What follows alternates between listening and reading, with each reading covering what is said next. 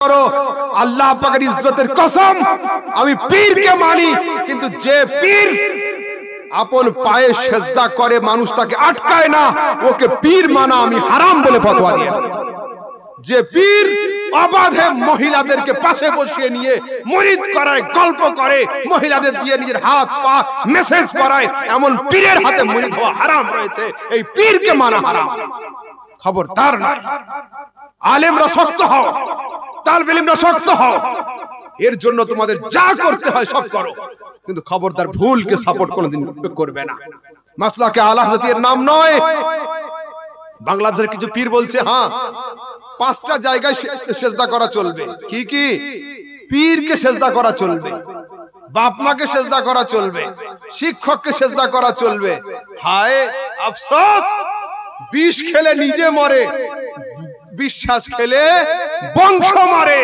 এই সমস্ত পীরগুলো হলো বিশ্বাসঘাতক। এরা যদি বিষ পান করতো নিজে মরতো, কিন্তু নিজেদের ভুলভাল কথার জন্য সুন্নিয়াতের বিশ্বাস খেয়ে বসে আছে এরা, এবং এদের জন্য আহলে সুন্নাত কলঙ্কিত হয়ে রয়েছে। এবং আহলে সুন্নাতের দিকে বাতিল পন্থীরা একটা আঙ্গুল নয় 5টা আঙ্গুল উঁচু করে দাঁড়িয়ে রয়েছে। আমার আলা হযরত ইমাম আহলে সুন্নাত আয-যুবদাতুজ যাকিয়া ফি তাহরিম সুজুদ তাহিয়া নামক কিতাব লিখে প্রমাণ করিয়েছেন 40 খানা হাদিস এবং 150টা ফতোয়া দিয়ে দেখিয়েছেন আল্লাহ ব্যতীত কারোর সামনে সিজদা করা চলবে না। সিজদা 2 রকমের। যদি কেউ কাউকে রেসপেক্টেড নিয়তে সিজদা করে, ওটা হারাম হবে, গুনাহ কাবীরা হবে, ও ফাসিক হবে, তওবা করা ওয়াজিব হবে। আর যদি কেউ কাউকে আল্লাহ মনে করে সিজদা করে, ও কাফের হবে, ও মুশরিক হয়ে যাবে। সিজদা কোনো মতে চলবে না একমাত্র আল্লাহ ছাড়া। তো শুনেন, নামাজ, আল্লামা ইকবাল, মহাকবি ইকবাল, জগৎ বিখ্যাত কবি ইকবাল লিখছেন, ওয়াদা মে হো তুম নসারা, তমদ্দুন মে হো হুনুদ, এ মুসলমান तुम्हें देख के शर्माए यहूद। ও পৃথিবীর মুসলমানরা শোনো, তোমাদের চলাফেরা হয়েছে পাশ্চাত্য দেশের খ্রিস্টানদের মতো, তোমাদের খাই খাওয়া হয়ে গেছে স্বদেশী হিন্দুদের মতো, তোমাদের দাঁড়িয়ে পেশাব করা দেখে রোম সাম্রাজ্যের ইহুদিরা পর্যন্ত লজ্জা পেয়ে যাবে। তো যে যুগে 5G দূরের কথা, 2G ছিল না, অ্যান্ড্রয়েড দূরের কথা, নরমাল মোবাইল ফোন ছিল না, সেই যুগে আল্লামা ইকবাল যদি আফসোস করে এই কথা লিখে যায়, এখন আমাদের হাতে 4G 5G 6G আসার অপেক্ষায়, ফ্রি ফায়ার আর পাবজির পাওয়ার কি করে বাড়াবো সেই চিন্তায়। তো আল্লামা ইকবাল কি লিখতেন? কি লিখতেন? যত দোষ আলেমদের উপরে, যে আলেমরা কিছু বলে না। আরে আমার আলা হযরত ইমামে আহলে সুন্নাত আজ থেকে 150 বছর আগে জাগিয়েছেন, সোনা জঙ্গল রাত अंधेरी छाई बदली काली है, सोने वालों सोने वालों सोने वालों जागते रहियो, चोरों की रखवाली है। এই যারা ঘুমন্ত মানুষ, ওঠো, এখন চোরেদের হাতে রাজত্ব চলে এসেছে। তা আমরা যদি ঘুম না ভাঙে, আমাদের কার দোষ? আলেমদের দোষ না। আলেমরা তো জাগাচ্ছে, ইমাম তো জাগিয়েছে। ইমাম লিখছেন, দিল লহু মে খোনা তুঝে, সব সুবহ তক সোনা তুঝে, শর্মে নবী খৌফে খুদা, ये भी नहीं वो भी नहीं। ফজরের আজান হয়, তুমি শুয়ে থাকো বিছানায়, এশার আজান হয়, তোমার টাইম কাটে ফ্রি ফায়ার আর পাবজিতে। শর্মে নবী খৌফে খুদা, ये भी नहीं वो भी नहीं। কবরে গিয়ে নবীর সামনে আসতে হবে, এর লজ্জাটুকুও নেই। আর কিয়ামতের দিনে আল্লাহর আদালতে আসতে হবে, এর ভয়টুকুও নেই। এই যুবক শোনো, আমি দেখি তোমাদের এই যে নিচু মাথা, 8টা 10টা করে মাথা এক জায়গায় হয়ে মার ধর সারা রাত ধরে করছো, সারা রাত ধরে তোমরা করছো, করে না ফ্রি ফায়ার পাবজি ওরা? হ্যাঁ, আমি একজনকে নিয়ে গিয়েছি আমার সঙ্গে, পাশের রুমে শুতে দিয়েছি ওকে। আমি রাতে আমার ওয়াজিফা পড়ি, আমার কাজ চলে, আমলিয়াতের কিছু কাজ থাকে, ঘুরছি বাইরে, ওর ঘর থেকে আওয়াজ আসছে, ধর মার ধর মার। আমি নিজে লোকের জিনভূত ছাড়াই, আর আমার কাছে তো লোক কি বলবে। আমি দরজা ঠোকা দিয়েছি বন্ধ, একটু পরে আবার আওয়াজ, ওই দরজা খুলেছি, কি হলো রে? দেখছি কানে হেডফোন লাগানো আছে, আর কি চলছে এতে অস্পষ্ট ছবি দেখতে পাচ্ছি আমি। আরে এ কি? তবে চৌধুরী, এর নাম ফ্রি ফায়ার আর পাবজি।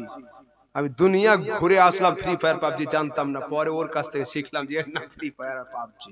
হ্যাঁ যুবক, তোমাদের মাথাগুলো নিচু হয়ে রয়েছে আর তোমাদের মাথার উপর দিয়ে রোলার গাড়ি চালিয়ে চলে যাচ্ছে একদল লোক।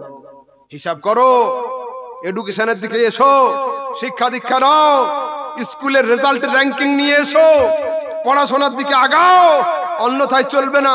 আল্লামা ইকবাল রহমাতুল্লাহ তাআলা কে লিখছেন যে আমার সমাজের লোক ফজরের সময় বিছানা থেকে উঠে মসজিদ যেতে পারে না, কিন্তু মনে মনে চিন্তা করে কবর থেকে উঠে ও জান্নাতে যাবে। যে লোকটা দুধা পথ অতিক্রম করতে পারলো না ফজরের নামাজে, সেই লোকটা কিয়ামতের দিন পার করে জান্নাতে যাওয়ার চিন্তা রাখে মাথাতে। হায় আফসোস, তোমরা যে আহলে সুন্নাত বলছো, কিসের আহলে সুন্নাত? সুন্নাত থেকে এত দূর কেন? রাসূল আকরাম সাল্লাল্লাহু আলাইহি ওয়াসাল্লামের জীবনের শেষ বাণী কি ছিল? আস-সালাত আস-সালাত, নামাজ নামাজ, আস-সালাত আস-সালাত, নামাজ নামাজ। জি, জাকির নায়েক সম্পর্কে কিছু বলুন। আর পুরাতন বিষয়ে কেন করছেন আমাকে? আর এই বিষয়গুলো বলে সমাজে এক যুগে আলহামদুলিল্লাহ পুরা ওয়েস্ট বেঙ্গলে সবচেয়ে প্রথম এইসব কাজ আমি করেছি। দেখুন, এ সম্পর্কে আমার নতুন রিসেন্ট বক্তব্য আছে, শুনে নেবেন। ওরা কি নবীকে আল্লাহর নূর মানে? মানে মানে না। জাকির নায়েক পাকিস্তান গিয়েছে না? পাকিস্তানের চ্যানেলে একজন ফারাজিদের মাওলানা বলছে জাকির নায়েক নূরুম মিন আনওয়ারিল্লাহ, জাকির নায়েক হলো আল্লাহ পাকের নূর। আমি বলি বাহ, হিন্দুস্তান থেকে পালিয়ে মালয়েশিয়া থেকে টপকে পাকিস্তানে গিয়ে তুমি নূর হয়ে গেলে, আর আমার নবী জমিন আসমান চন্দ্র সূর্য পার করে আরশ ঘুরে এলো, নূর হতে পারলো না? হ্যাঁ, জাকির নায়েক আল্লাহর নূর। হায় আফসোস, এসব লজ্জা তোরা রাখবি কোথায়? নবী নূর হলে শিরক হয়ে যায়, আর জাকির নায়েক নূর হলে সুন্নাত হয়ে যায়, তাওহীদ হয়ে যায়। মানে সুন্নিদেরটা গোবর, তোমাদের সবগুলো হালুয়া। খবরদার নয়। জাকির নায়েক সম্পর্কে লম্বা চওড়া বক্তব্য আমার আছে, আমি সে সম্পর্কে চাই না, জাস্ট একটা পয়েন্ট আউট করে যাচ্ছি। শিক্ষিত লোক যারা আছো, গালি না দিয়ে বাড়িতে গিয়ে দেখবে, না পেলে তখন আমাকে বলবে, কারোর অন্ধভক্ত হয়েও না, এটা আমার রিকোয়েস্ট, ঠিক আছে? জাকির নায়েক সাহেবের একটা বই লেকচার সমগ্র দেখবে, জাকির নায়েক বলে আমার নাম লিখবে ফেসবুকে, হ্যাঁ, জাকির নায়েক ভার্সেস আহমদ রাজা সামদানি লিখবে। একটা ভিডিও আছে, প্রায় 1.5 মিলিয়ন ভিউ আছে ওটাতে, ঠিক আছে? মিলিয়ন পার আছে।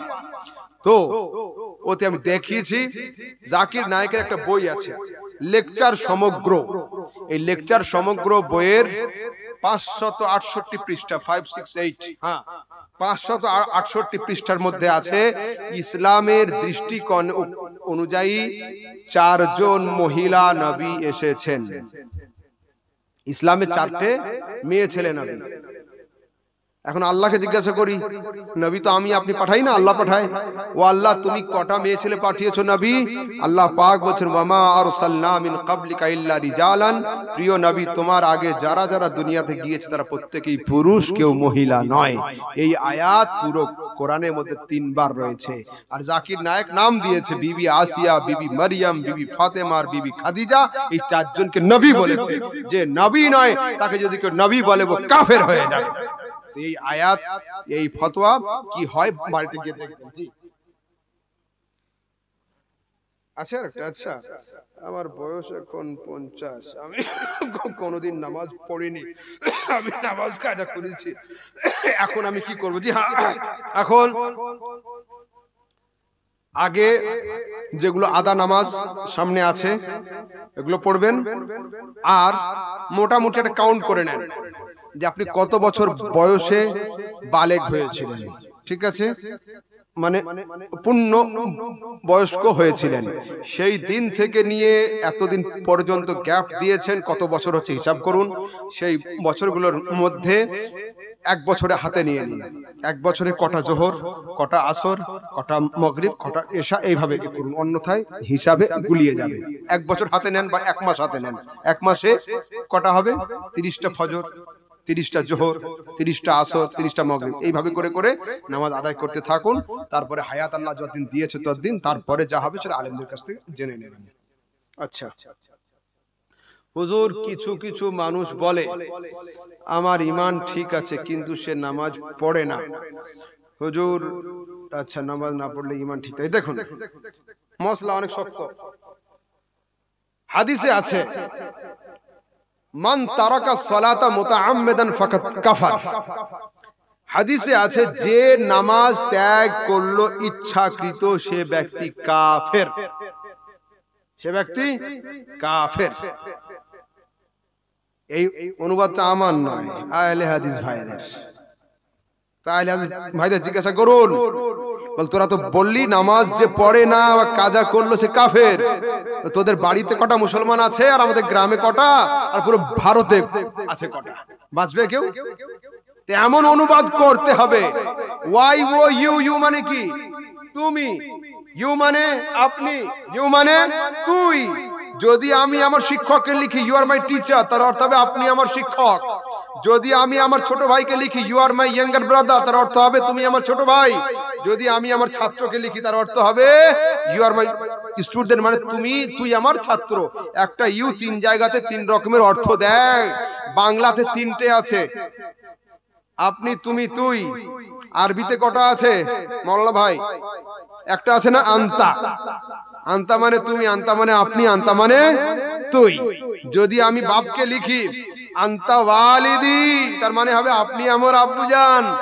যদি ছোট আমার ছেলেকে লিখি আন্তা ওয়ালাদি, তার মানে তুমি আমার সন্তান। আর যদি ছাত্রকে লিখি আন্তা তিলমিজি, তার মানে তুই আমার ছাত্র। একটা আন্তা তিন জায়গা তিন রকমের অর্থ দেয়। তো কাফের, কাফার আর কুফর আর কাফের, এই শব্দগুলো দেখে সব জায়গায় কাফের অনুবাদ করলে হবে না।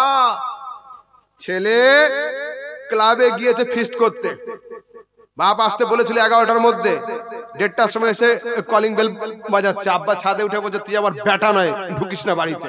তার মানে কি তেজপুত্র হয়ে গেল ওই দিনে? না না, ওটা ডাঁটের জন্য, অরিজিনালে নয়। সেই জন্য রাসূল কি বললেন? ফাকাত কাফার, সে কুফরি করলো, মানে আল্লাহ পাকের কৃতজ্ঞতা জ্ঞাপন করলো না, নাশুকরা বান্দা হয়ে গেল। একজন লোক আল্লাহকে মানে না, ও কাফের। আর আরেকজন লোক নামাজ পড়ে না, ও কাফের। দুটো কাফের একই না। যে নামাজ পড়ে না ওকে কলমা পড়ে মুসলমান হতে হবে, বউ থাকলে আবার ঘোরাতে হবে। আর যে লোকটা নামাজ পড়ে না তার সম্পর্কে আছে মান তারাকা সালাতা মুতাআম্মিদান ফাকাত কাফার। তার অর্থ হলো যে আল্লাহ পাকের অকৃতজ্ঞ, আল্লাহ পাকের নেয়ামত খেলো কিন্তু তার শুকরিয়া আদায় করলো না। একে বলা হয় মাহরুমুন আন নি'মাতিল্লাহ, আল্লাহ পাকের নেয়ামত থেকে বঞ্চিত। সে ব্যক্তি কাফের নয়। কিন্তু আমি নামাজ ছাড় দেওয়ার দিকে যাচ্ছি না, খবরদার। কাল যেন এই ব্যাখ্যা কেউ করবেন না যে গোলাম সামদানি সাহেবের ছেলে এসে ছাড় দিয়েছে, ঈমান মজবুত, নামাজ না পড়লেই চলবে। খবরদার নয়, খবরদার নয়। ঈমান হলো মুমিন আর কাফেরের মাঝখানের পার্থক্য।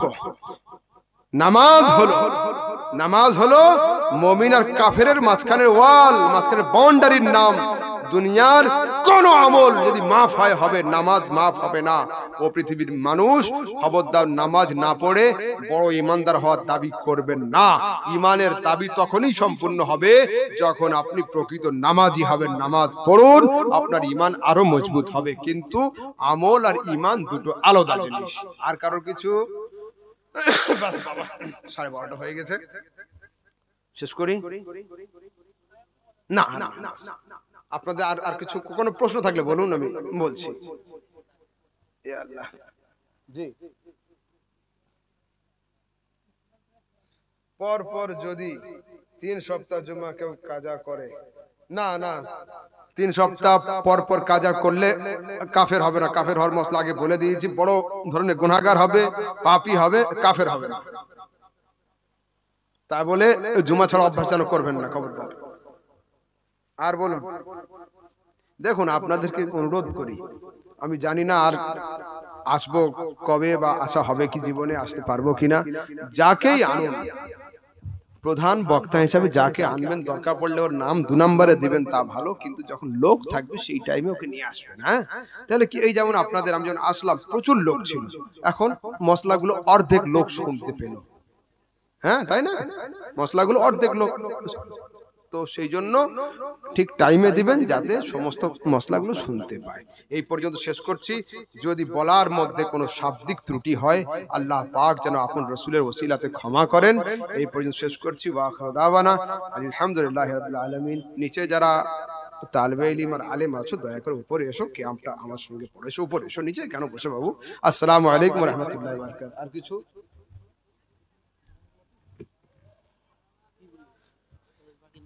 হ্যাঁ, নাম বলে দাও।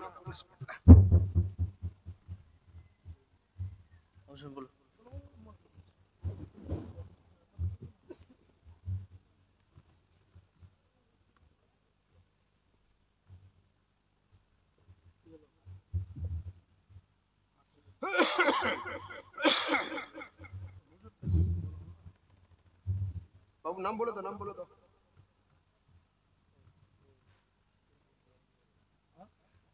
বাবু একটু ফ্যানটা এবার ঘুরিয়ে দাও।